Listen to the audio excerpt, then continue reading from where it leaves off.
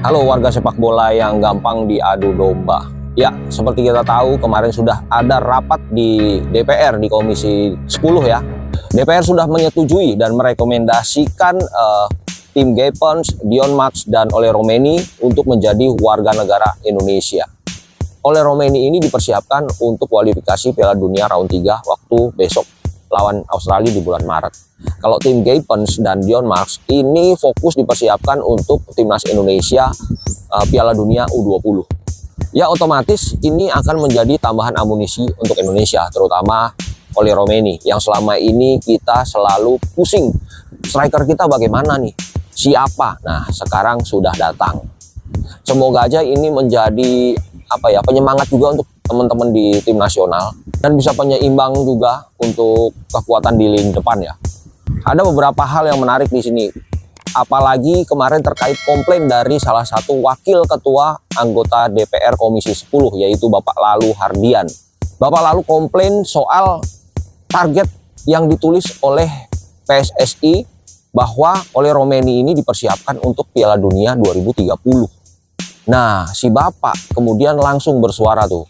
Nah, baru kali ini nih rakyat atau masyarakat merasa diwakili oleh anggota DPR.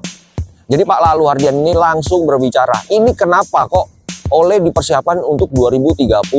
Apakah semangat untuk lolos ke Piala Dunia 2026 ini sudah habis atau sudah menyerah?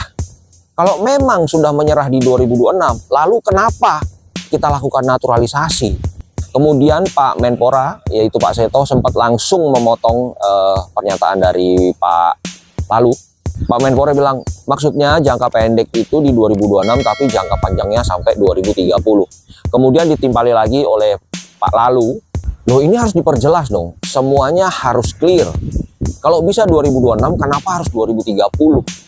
Jadi Ole ini memang didatangkan dan dinaturalisasi secepatnya, prosesnya digarap cepat. Memang untuk kepentingan tim nasional kita yang akan berlaga di kualifikasi Piala Dunia 2026.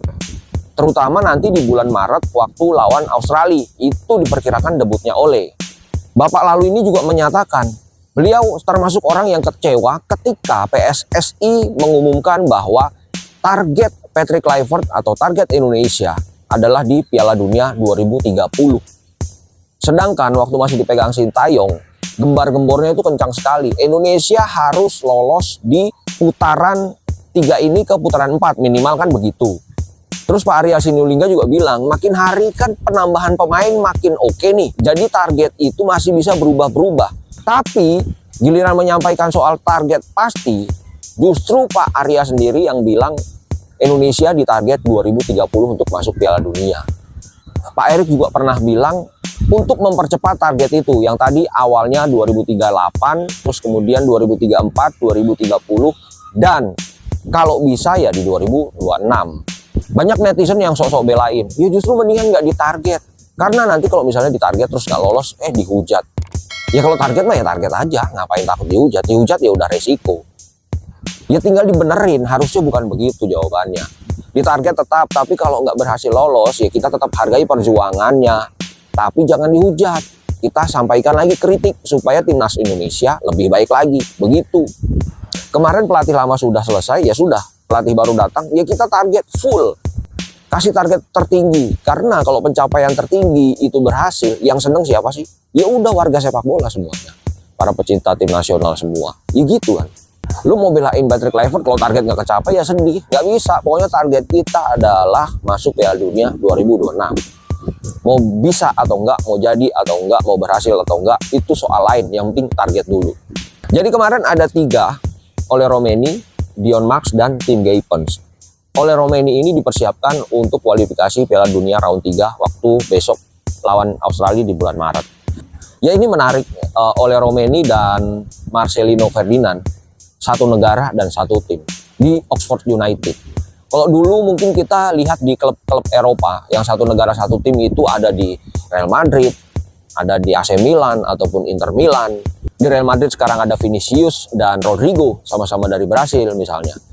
Dan di Inter Milan yang satu negara menjadi satu tim itu ada dari Argentina, misalnya Diego Milito dan Cambiaso.